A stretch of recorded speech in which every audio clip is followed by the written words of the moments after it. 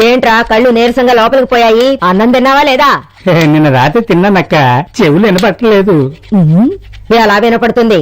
4 రోజులు పస్తులుంటే కళ్ళు కనపడవు, చెవులు వినపడవు. మంచి పని చేసావులే. ఇదిగో ఈ డబ్బు తీసుకెళ్లి నీ పెళ్ళానికి ఇవ్వు. తన చేత వంట చేయించి పిల్లలకి పెట్టి నువ్వు తిను. వెళ్ళు. 4 రోజుల తర్వాత వచ్చిన కళ్ళు ఏదైనా పనిలో పెడతాలే. తర్వాత ఎవరయ్యా?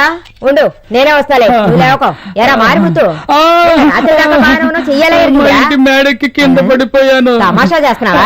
నువ్వు ఉండేదే గుడిసెలో, నీకు మేడ ఎక్కడి నుంచి వచ్చిందిరా? మేడున్నదనుకోని పైకెక్కి కిందకు దూకేశాను. అలాగా? నీలాంటి తలతిక్కలను వైద్యం చేయమని నా నుదురు రాసి పెట్టుంది. లేచిరా. నేను రాత్రి ఎంత తాగేవేంటి? నాకే తెలీదు. ఇలా తాగే ఆరోగ్యాన్ని నాశనం చేసుకోరా.